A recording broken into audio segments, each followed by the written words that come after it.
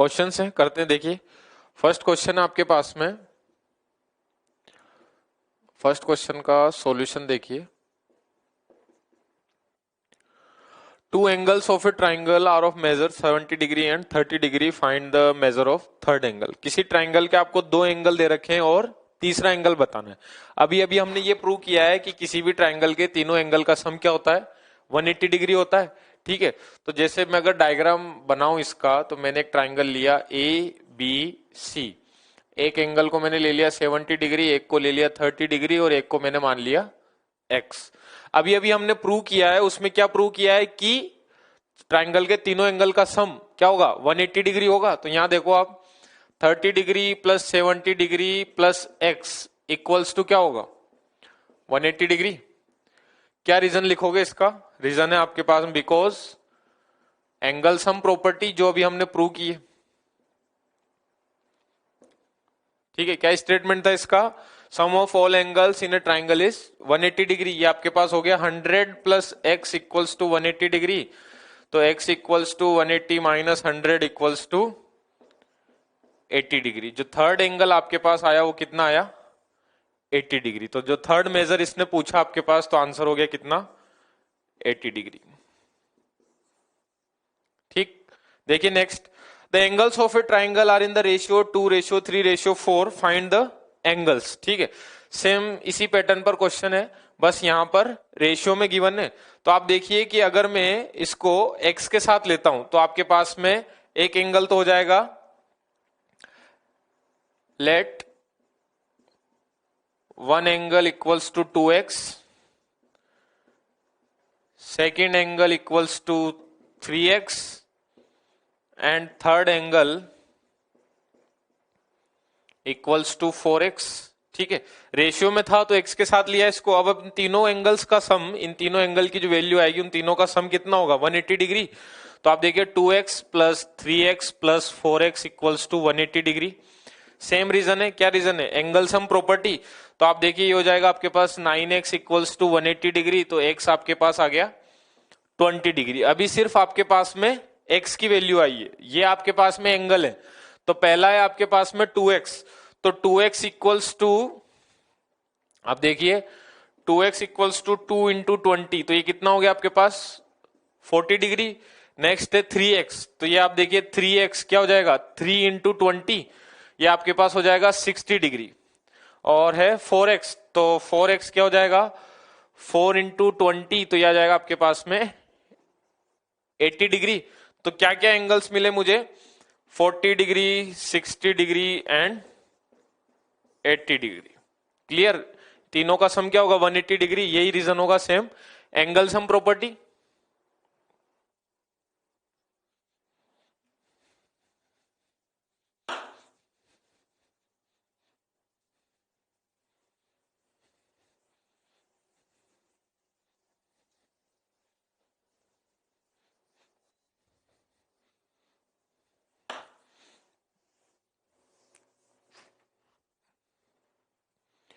Next question देखिए, in figure, आपको पास में जो फिगर है एक बार इधर बना लेते हैं। फिगर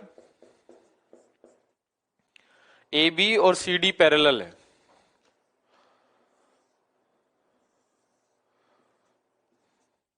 यहां पर आपको गिवन है ए, यहां गिवन है बी, यहां गिवन है डी, यहां गिवन है सी, यहां गिवन है वाई, यहां गिवन है जेड, ये है आपके पास एक्स, ये है 70 डिग्री और ये है 60 डिग्री। ठीक है, देखिए question, A B parallel C D. ठीक है, और find the value of X Y Z. ये जो वेरिएबल आपको इसमें दिख रहे हैं इनकी आपको वैल्यू फाइंड करनी है। ठीक है, तो फर्स्ट तो क्लियरली आप ये देखिए कि ये पॉइंट आपके पास में क्या है, मिडिल में ई। मैंने लिखा in triangle A B E, किसी भी ट्राइंगल में तीनों एंगल का सम 180 डिग्री। तो आप देखिए अगर मैं इसको, इस एंगल का नेम हम क्या लिख सकते हैं, बी ए ई। तो angle B A E plus 60 degree plus 70 degree equals to क्या होगा, 180 डिग्री। मैंने सिर्फ इस ट्राइंगल की बात करी है। ठीक है, इस ट्राइंगल में तीनों एंगल का सम क्या होगा, 180 degree. Reason angle sum property. ठीक है, तो angle B A E plus 130 degree equals to 180 degree, तो angle B A E equals to आपके पास हो गया 180 minus 130 degree equals to 50 degree. ये वाला एंगल आपके पास कितना आ गया, 50 डिग्री आ गया। देखिए आप, ये आपके पास हो गया 50 डिग्री। ठीक है, ये क्वेश्चन वाला डायग्राम था, हम सोल्व कर रहे हैं, मैंने यहां लिख दिया जो एंगल आया वो आया 50 डिग्री। ठीक, अब आप देखिए यहां पर आपको क्लियरली दिख रहा होगा कि ये हम पहले भी पढ़ चुके हैं, इंटरसेक्टिंग लाइन से क्या बनता है, वर्टिकल अपोजिट एंगल।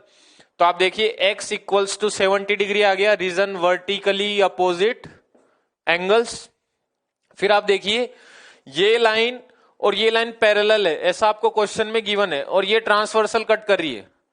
देखिए आप, इस तरीके से सिचुएशन है, ये लाइन और ये लाइन पैरेलल है, तो क्या ये एंगल और ये एंगल इक्वल होंगे दोनों, रीजन ऑल्टरनेट इंटीरियर एंगल। तो ये तो है 50 डिग्री और यहां पर है z, तो z equals to 50 degree, reason alternate interior angle. Next आप वापस देखिए, लाइन ए बी और डी सी पैरेलल है, यहां पर 60 डिग्री है और यहां पर y है। एक और बार देखिए आप, ये लाइन और ये लाइन पैरेलल है और इस तरीके से ट्रांसवर्सल है, यहां पर 60 डिग्री है और यहां पर y है, तो y इक्वल्स टू आपके पास क्या हो गया 60 degree, same reason alternate interior angle. ठीक, अब इसके बाद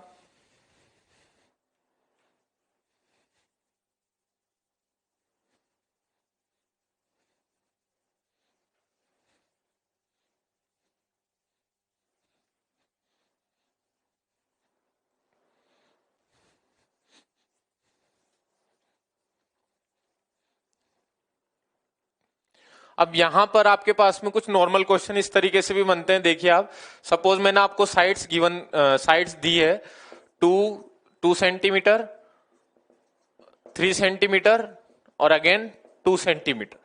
आपसे पूछा गया है कि ये कौन से टाइप का ट्रायंगल है, तो आप क्या बोलेंगे इसको, आइसोसेलेस ट्रायंगल।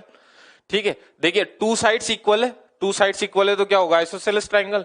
अगर मैं बोलता 3 सेंटीमीटर, 4 सेंटीमीटर और 5 सेंटीमीटर, क्या एक भी साइड इक्वल है, नहीं है, तो ये कौन सा ट्रायंगल हो जाता है आपके पास में, स्केलिन ट्रायंगल। और आपके पास में अगर इस तरीके से क्वेश्चन आता है कि कोई ट्रायंगल आपको एबीसी गिवन है, ये 70 डिग्री, ये आपके पास में 50 और ये 60 डिग्री, आपसे पूछा गया है कि इस ट्रायंगल का टाइप बताइए, तो आप क्या बोलेंगे इसको, एक्यूट एंगल ट्रायंगल। हर एक एंगल 90 डिग्री से छोटा है तो क्या बोलेंगे, ये ट्रायंगल आपके पास हो गया एक्यूट एंगल ट्रायंगल। ये आपके पास में इन साइड से बनने वाले ट्रायंगल को आप क्या बोलोगे, आइसोसेलेस ट्रायंगल, और इससे बनने वाले को क्या बोलोगे, स्केलिन ट्रायंगल। ठीक है, और अगर मैं ये बोलता हूं कि 2 सेंटीमीटर, 2 सेंटीमीटर, 2 सेंटीमीटर, तीनों साइड इक्वल है तो क्या बोलेंगे, इक्विलेटरल ट्रायंगल। ठीक है, तो इस तरीके से नॉर्मल क्वेश्चंस भी मिलेंगे आपको कि 2 एंगल दे दिए, ये तो हमने किया ही है कि 2 एंगल्स गिवन है, थर्ड एंगल फाइंड करें। साइड्स के बेसिस पे ट्रायंगल का नेम आपसे पूछ सकते हैं तो वो हम बता सकते हैं, और एंगल के बेसिस पे आपसे ट्रायंगल का नेम पूछ सकते हैं कि कौन से टाइप का ट्रायंगल है। नेक्स्ट है आपके पास में median of A triangle.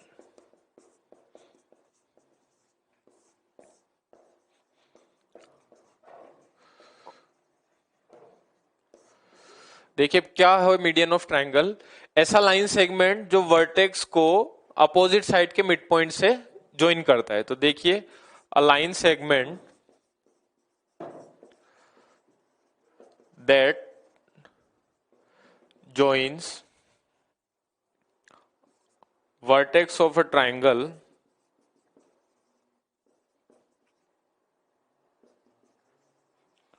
to the midpoint of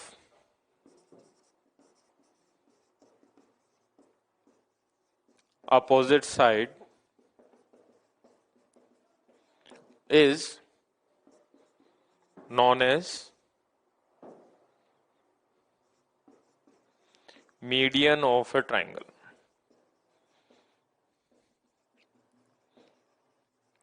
किसी भी ट्रायंगल में वर्टेक्स से अपोजिट साइड के मिड पॉइंट को ज्वाइन करने वाला लाइन सेगमेंट क्या होता है, median of A triangle.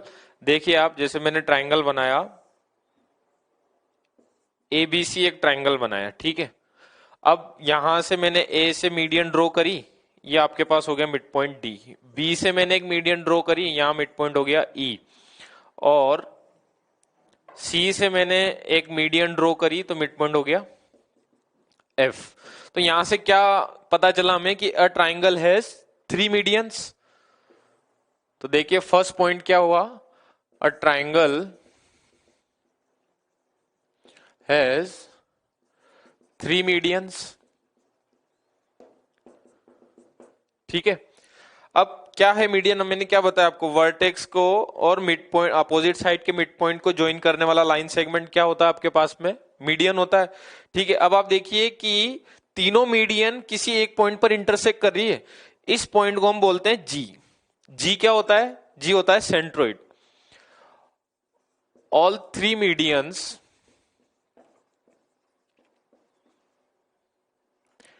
Meet at point G. कहां पर मिलती है, जी पर। एंड जी को हम क्या बोलेंगे, called centroid of a triangle.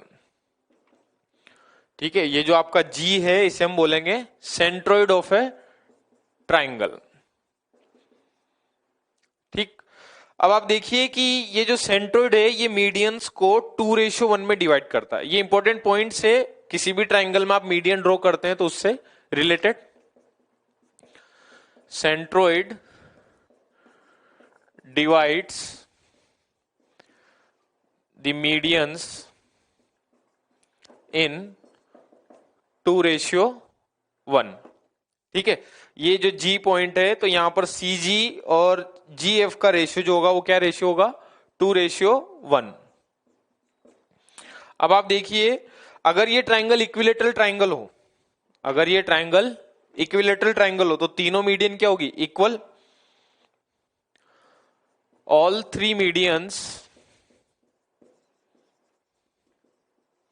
Are equal in equilateral, all 3 medians are equal in equilateral triangle। ठीक है, तो क्या क्या पॉइंट्स मिले, ट्राइंगल है आपके पास में एबीसी, एडी मीडियन है, बी मीडियन है, सी एफ मीडियन है। तो कितनी मीडियंस मिली, 3 मीडियंस। और तीनों मीडियन कहां पर इंटरसेक्ट कर रही है, पॉइंट जी पर। जी को क्या बोलेंगे, सेंट्रोइड ऑफ ए ट्राइंगल। और जो सेंट्रोइड है ये मीडियंस को किस रेशियो में डिवाइड करता है, 2:1 में। अगर ये इक्विलेटरल ट्राइंगल है तो तीनों मीडियंस कैसी होगी, इक्वल होगी। नेक्स्ट है आपके पास में एल्टीट्यूड ऑफ ए ट्राइंगल।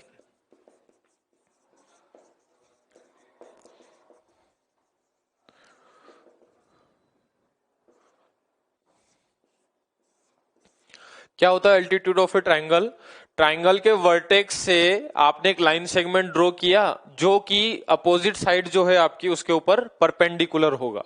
तो कैसे लिखेंगे इसको, अ line segment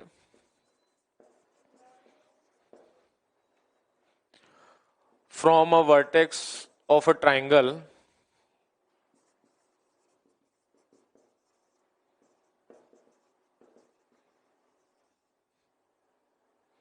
perpendicular to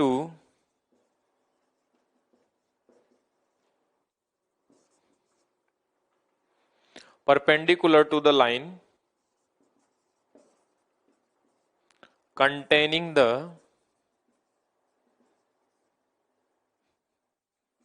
opposite sides।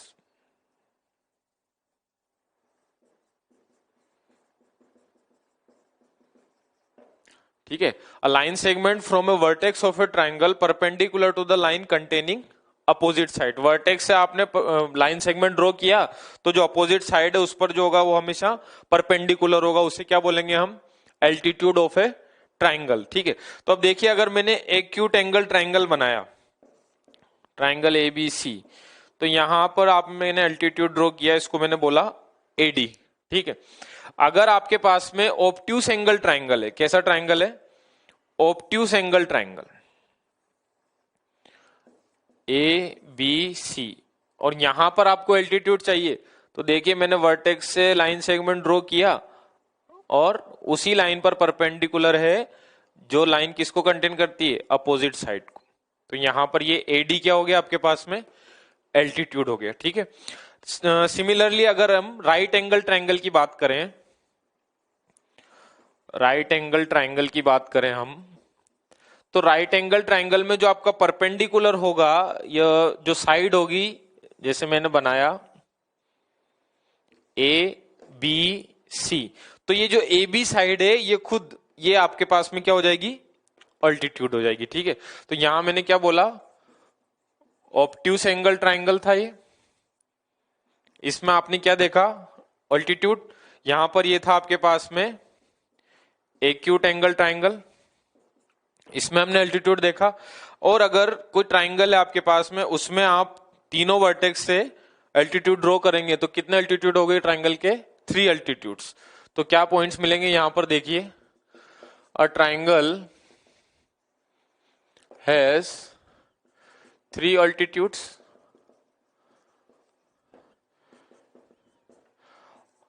all these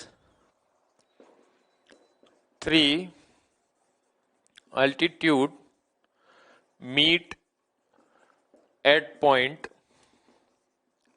H। कौन से पॉइंट पे मिलते हैं, H पर। जैसे मैं अगर एक ट्रायंगल के अंदर बनाऊं इसको,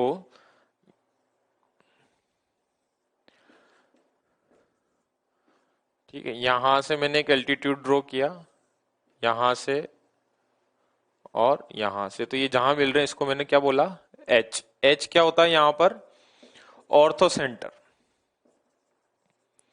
ठीक है।